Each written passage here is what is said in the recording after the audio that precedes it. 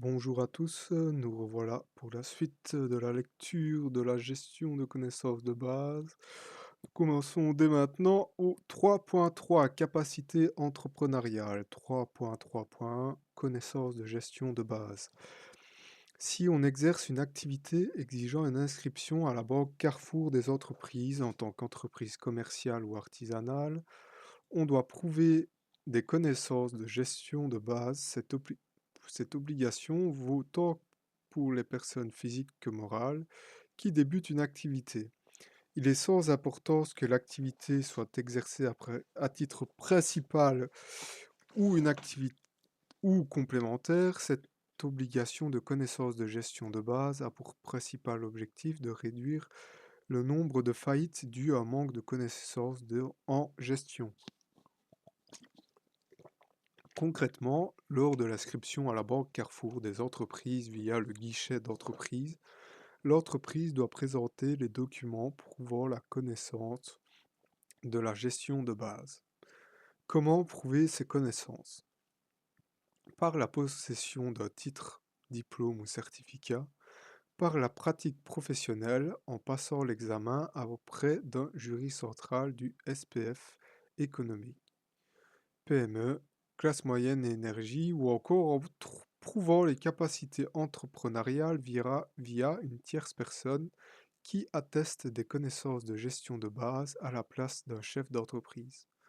Pour une personne morale, les connaissances de gestion de base peuvent être prouvées par une personne physique chargée de la gestion journalière. 3.3.2 Compétences professionnelles. Un certain nombre d'activités professionnelles sont réglementées au niveau des compétences professionnelles. L'entreprise désirant exercer une telle activité doit prouver les connaissances de gestion de base et la compétence professionnelle. Liste des professions réglementées. Construction et électrotechnique. Activités d'installation de chauffage central, de climatisation, de gaz et de sanitaire. Activités électrotechniques. Carrelage, marbre et pierres naturelles. Entreprise générale. Petit point 4. Les connaissances de gestion de base comprennent l'esprit d'entreprise et les compétences entrepreneuriales, les connaissances élémentaires, la création d'entreprise, les aspects comptables, financiers et fiscaux, la gestion commerciale, la législation. Petit point 5. La liste actuelle se trouve sur http://economie.fgov.be. Alors, pour la suite, les grosses œuvres, la finition, la menuiserie générale, la menuiserie placement, réparation et viterie, la toiture et étanchéité, le plafonnage, cimentage et pose de chape. Ensuite, cycle et véhicule à moteur, compétences professionnelles intersectorielles, réparation de la carrosserie et vente de véhicules d'occasion à des particuliers. Cycle, véhicule à moteur ayant une masse maximale jusqu'à 3,5 tonnes. Véhicule à moteur ayant une masse maximale de plus de 3,5 tonnes. Commerce et services, donc ensuite, coiffeur, coiffeuse, entrepreneur de pompes funèbres, esthéticienne, masseur, opticien, pédicure, technicien dentaire. Ensuite, alimentation, boulanger-pâtissier, grossiste en viande, chevillard, restaurateur ou traiteur, organisateur de banquets. Autres, dégraisseur et teinturier, installateur et frigoriste. 3.3.3 Commerce ambulant. Si vous souhaitez exercer une activité ambulante, vous devez être au préalable en possession d'une autorisation pour l'exercice d'activités ambulantes. Cette autorisation doit être demandée au guichet d'entreprise de votre choix. Elle sera également retirée auprès de cet organisme. 3.4 3.3.4 Carte professionnelle pour étrangers. Voir le point 3.2.1 Formalité particulière pour les étrangers. Point 3.3.5 Le repos hebdomadaire. Cette nouvelle loi confirme le maintien du principe général de la fermeture hebdomadaire dans le secteur du commerce, de l'artisanat et des services. Cette fermeture s'étale sur une période de minimum 24 heures ininterrompue débutant à 5 heures ou à 13 heures. Ce jour de fermeture est par défaut le dimanche. Le commerçant ou prestataire de ce service, qui choisit un autre jour de repos hebdomadaire, doit le mentionner ainsi que l'heure du début de façon claire et visible de l'extérieur. Le jour de repos hebdomadaire doit être pris le même jour pendant au moins 6 mois. Dans les communes ou parties de communes reconnues comme touristiques, une dérogation peut être obtenue pour autoriser à ouvrir 7 jours sur 7.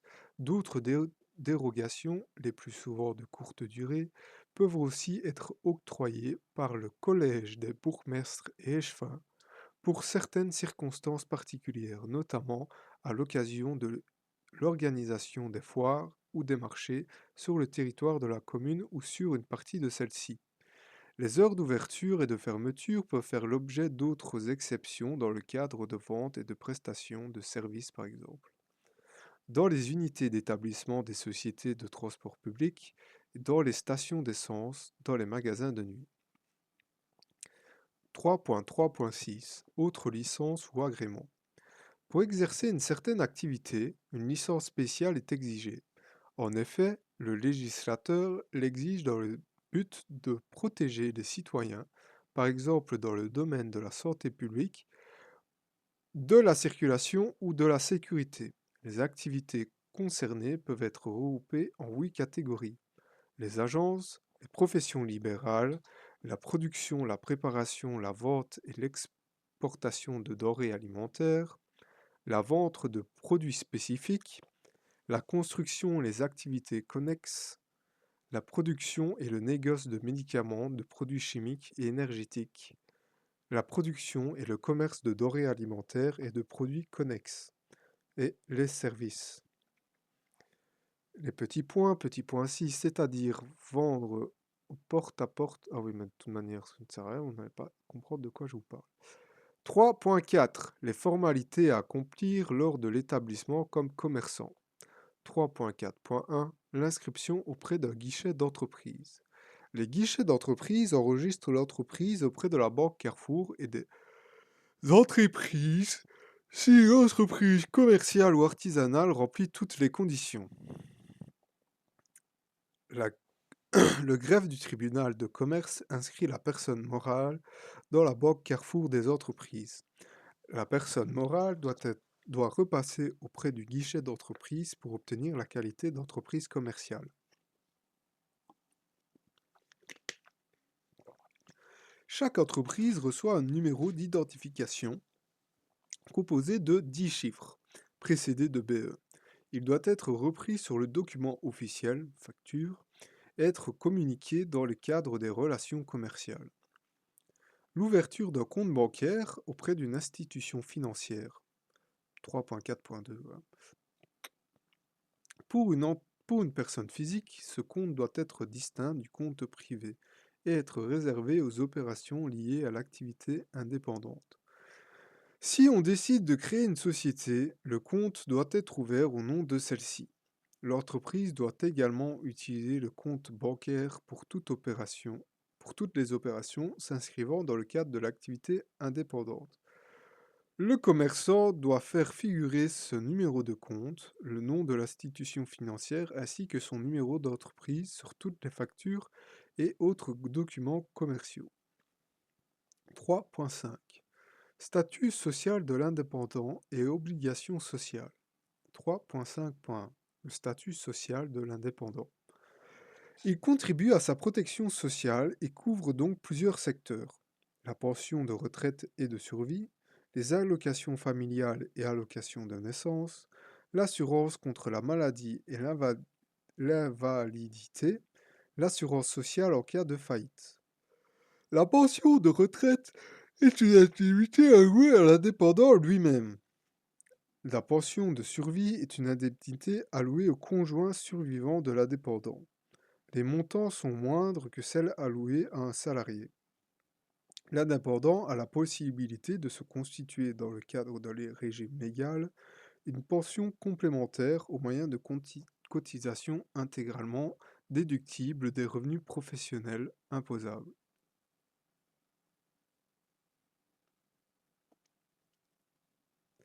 3.5.2 Les bénéficiaires. Les bénéficiaires sont l'indépendant à titre principal ou complémentaire. L'aidant indépendant est considéré comme aidant toute personne physique qui assiste ou remplace un travailleur indépendant en Belgique. Dans l'exercice de sa profession sans être lié à celui-ci ou par un contrat de travail, l'indépendant aidant qui assiste ou supplée l'habituellement un indépendant dans l'exercice de sa profession sans être engagé envers lui par un contrat de travail, sera assujetti au statut social des travailleurs indépendants et aura les mêmes obligations et les mêmes droits qu'un indépendant. L'aidant occasionnel qui répond aux conditions suivantes n'est pas assujetti au statut social des indépendants. S'il exerce une activité occasionnelle et temporaire qui ne dépasse pas les 90 jours par an, s'il exerce une activité en tant qu'étudiant bénéficiant des allocations familiales, moins de 80 heures par mois, s'il n'a pas atteint l'âge de 20 ans au cours de l'année où il exerce son activité, s'il se marie avant avoir atteint l'âge de 20 ans, il devient assujetti à dater du trimestre du mariage. S'il est âgé de moins de 25 ans et toujours aux études, le conjoint aidant, une personne et le conjoint aidant. Gros point, le conjoint aidant est une personne et le conjoint aidant d'un travailleur indépendant lorsqu'elle est le partenaire d'un travailleur dépendant via un contrat de mariage ou de cohabitation, apporte effectivement son aide et ne bénéficie pas de revenus d'une autre activité professionnelle ni d'un revenu de remplacement qui ouvre des droits en sécurité sociale au moins équivalents à ceux des indépendants.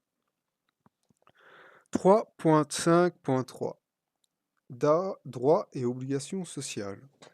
Le statut social des indépendants a un impact dans le domaine suivant: les allocations familiales, la pension, l'assurance maladie, invalidité. Pour pouvoir bénéficier de ces droits, l'indépendant doit s'affilier à une caisse d'assurance sociale.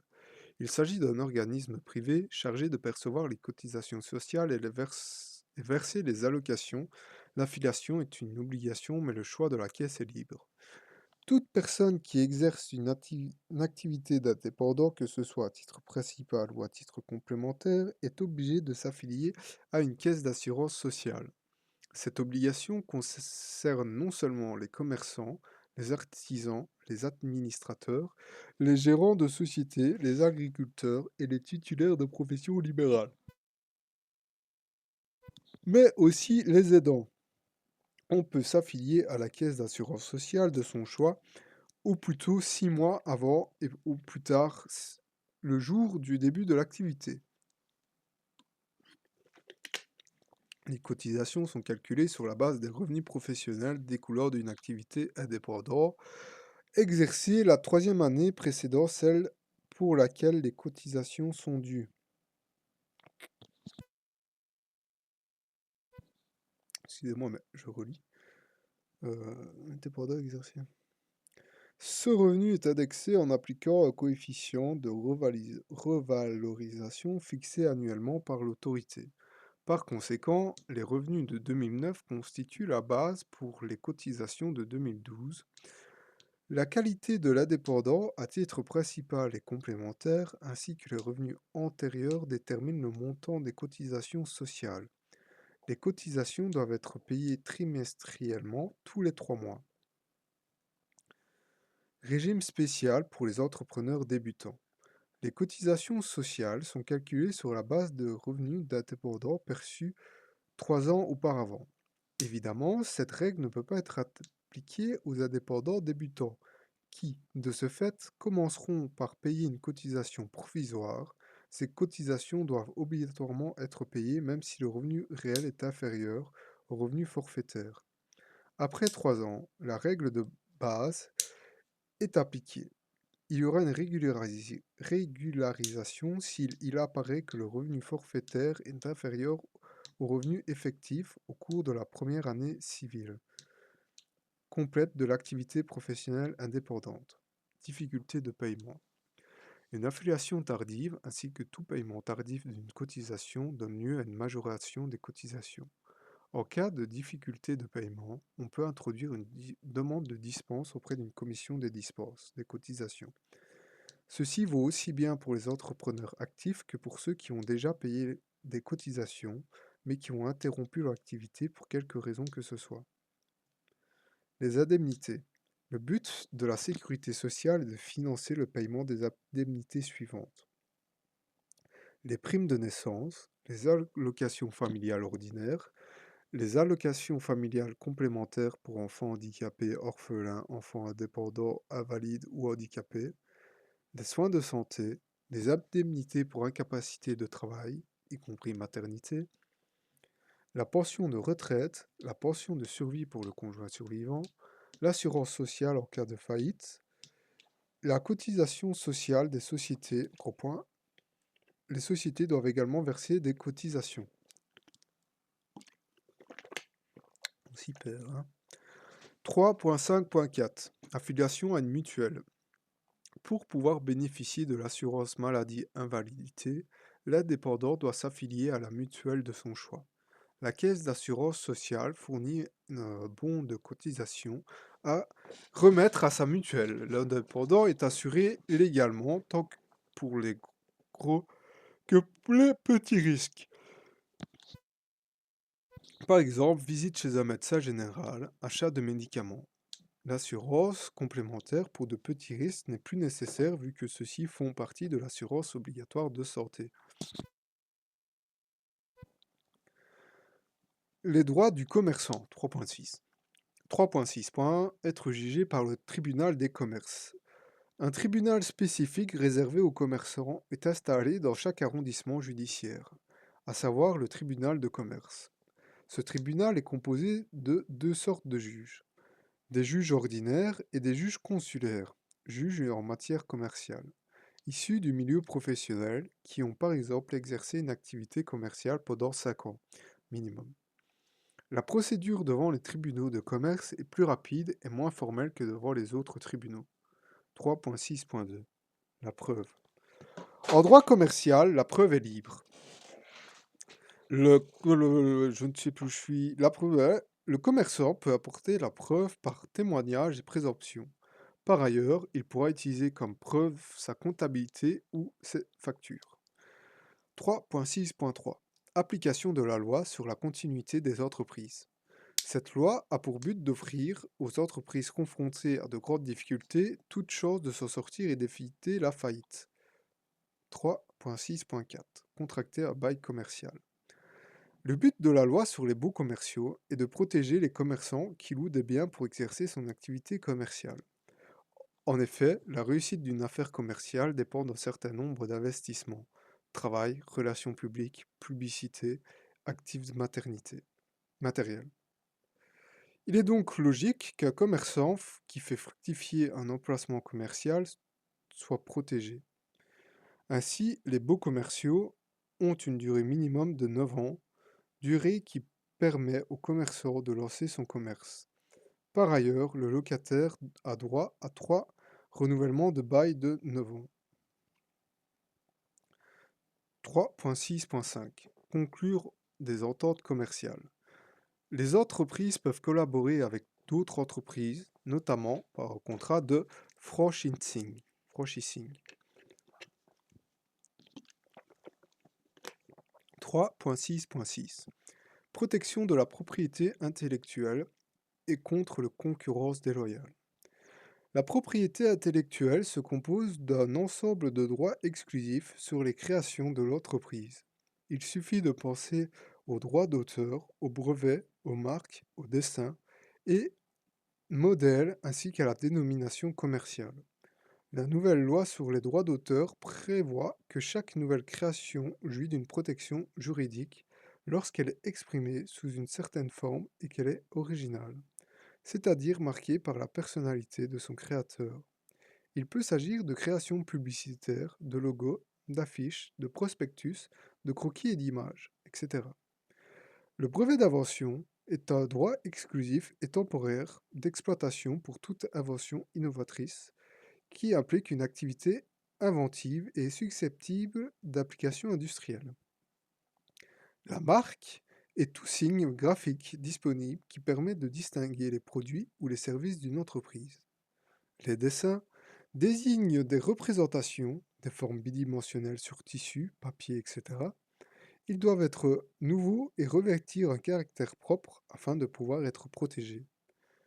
Les modèles désignent les formes tridimensionnelles, appareils, vêtements et mobilier.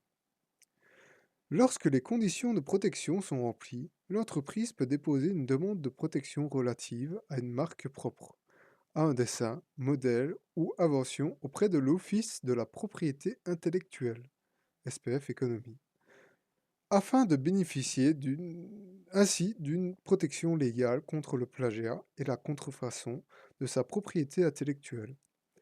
La loi sur les pratiques de marché et la protection du consommateur interdit toute pratique contraire aux usages honnêtes en matière commerciale.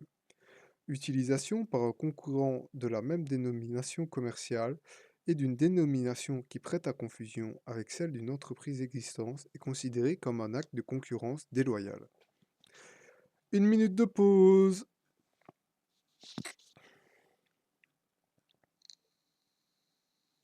En fait, c'est parce que j'aurais bien aller retourner voir un peu plus haut.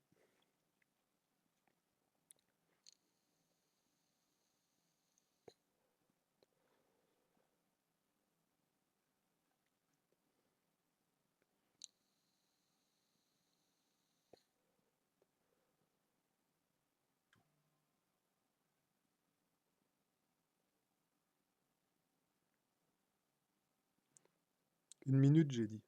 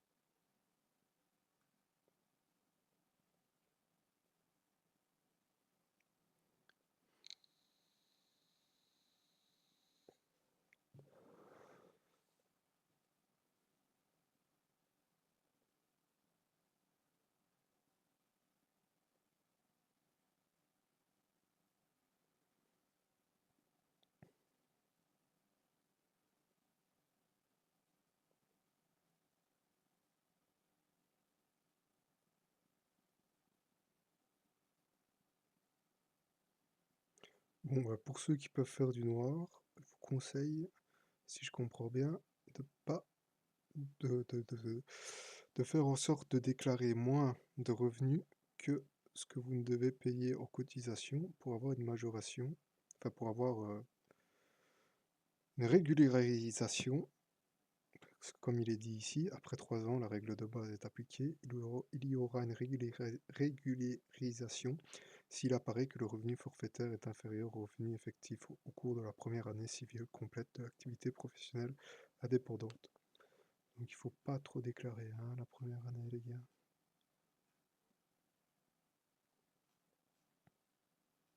Mais bon, nous, on va pas faire ça. On est des gens honnêtes.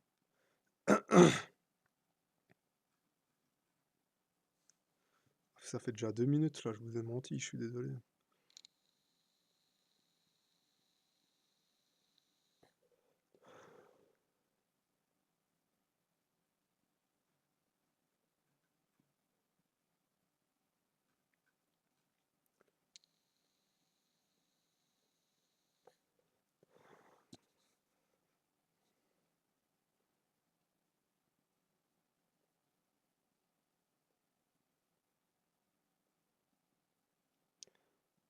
Ça va se renseigner sur la loi des continuités d'entreprise, hein.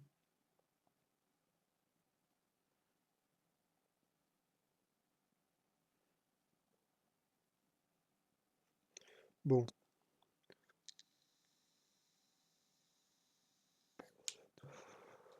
arrêtez de passer, c'est bon, on y est. Le point 3.6.7, aide au pouvoir public. Attention, il va y avoir plein de points. 3.6.7.1, région, province, commune et Union européenne. Je bois un petit coup avant de reprendre, excusez-moi. Enfin, excusez-moi, bon, il y avoir 3 personnes qui vont écouter mes vidéos, mais si je peux aider 3 personnes, c'est déjà ça. Alors, qu'est-ce que je suis quand même... bref, alors, gros point, les aides à l'investissement. Petit point, exonération du précompte immobilier.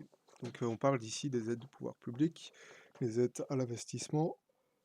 Exonération du précompte immobilier, prime en capital, amortissement accéléré, subvention en intérêt. Une partie du paiement des intérêts des emprunts contractés pour l'investissement est pris en charge par les pouvoirs publics. Pas mal ça.